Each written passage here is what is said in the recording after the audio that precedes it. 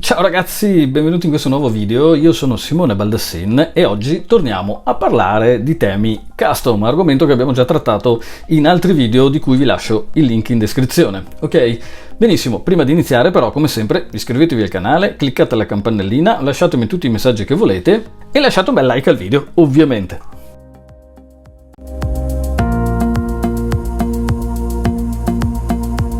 Avete fatto benissimo, grazie mille ragazzi. Allora, questo quarto video della serie Creare i temi custom nasce per caso, perché non l'avevo previsto, quindi nasce da un messaggio che ho ricevuto settimana scorsa sotto un commento di un mio video in cui mi è stato chiesto come fare a creare il layout degli articoli sul mio tema Sensei S2 andando ad escludere la sidebar. In realtà, cazzo, questa cosa non si può fare. Perché non si può fare? Per due ottimi motivi. Il primo è che il mio tema Sensei S2 è decisamente, come ben sapete, molto basico. Il secondo motivo è determinato dal fatto che questa cosa è facilissima da fare, ma cazzo non ci ho mai pensato di implementarla, quindi la andrò a implementare sicuramente nella prossima release. Ma giusto per poter andare a vedere un attimino come si risolve in maniera velocissima questa dinamica, andiamo all'interno del nostro tema di test dove già stavamo lavorando, dove abbiamo visto la gerarchia dei template, gli hooks e poi cos'altro avevamo visto. Non me lo ricordo assolutamente, ma trovate i video. Ok, andiamo a vedere come sia tutto sommato molto semplice andare a creare dei template ad hoc per articoli e pagine. Armiamoci di codice. Allora, questa è la struttura principale del nostro tema, dove abbiamo la gerarchia di tutti i file che ci servono per le funzionalità principali del tema. Allora, la logica è che il template page, che è questo qui, mi permette di andare a visualizzare tutte le pagine statiche, mentre il template single.php è quello che mi permette di visualizzare gli articoli. In altre parole, per i non addetti al settore, pagine, template page PHP, articoli, template single.php. In queste due situazioni potremmo avere necessità di avere dei template contenuti, dei template con la sidebar, con la barra laterale o dei template completamente full size. Questa cosa è possibile sia per le pagine sia per i post. Adesso andiamo a vedere come fare. Allora, la prima cosa che facciamo, essendo questo comunque una struttura estremamente easy, quindi di partenza, andiamo a crearci un nuovo file. Lo chiamiamo template-sidebar.php. In questo template andiamo ad inserire un H1 come abbiamo fatto con gli altri. In page avevamo scritto pagine, ok, scriviamo pagine e articoli con sidebar.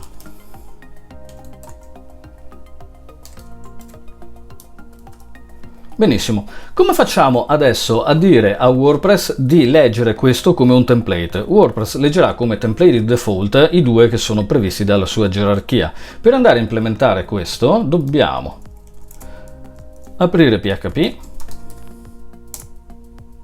e al suo interno inserire un commento dove andiamo a dirgli template name due punti. E qui possiamo andare a definire un nome a piacere scelto da noi.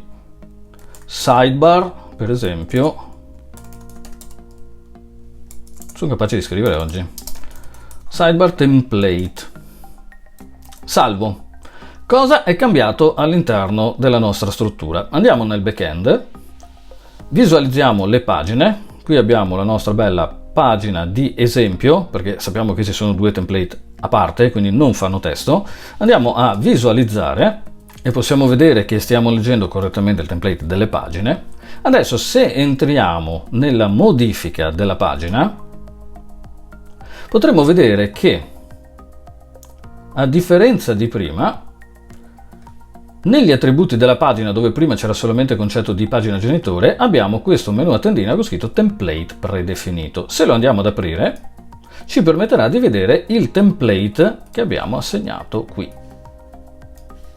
Selezioniamo, aggiorniamo la pagina e se andiamo a ricaricare, ora vedete sta leggendo il nostro template con la sidebar.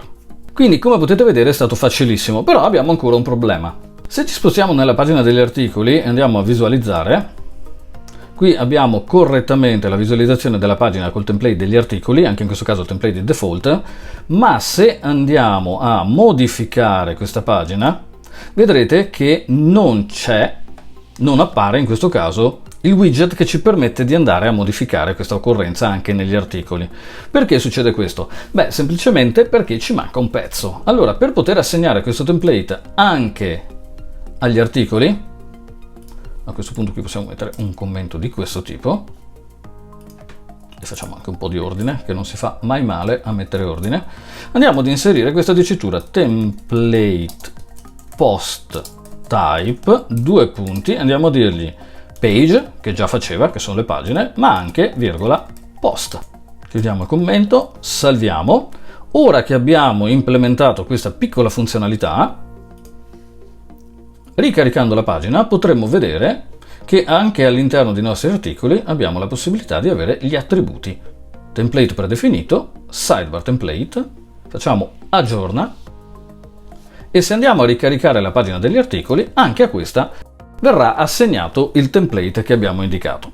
Come potete vedere, questa cosa è semplicissima. Pertanto, se avete la necessità di creare un template per il vostro sitino, fosse un tema custom, premium, quello che è, ma non sapete come fare o non c'è la funzionalità, beh, è abbastanza semplice. Ricercate il file con il template che vi serve, duplicatelo e andate poi a modificare le occorrenze. Questo naturalmente richiede che abbiate un minimo di competenza in quello che state facendo, ovviamente. Allora ricordatevi poi però di non fare gli aggiornamenti, altrimenti questo salterà in aria. Questa lezioncina numero 4 è un po' più corta delle altre, mi premeva semplicemente mostrarvi queste dinamiche. Noi ci vediamo alla prossima, grazie mille per avermi seguito e come sempre see you next time.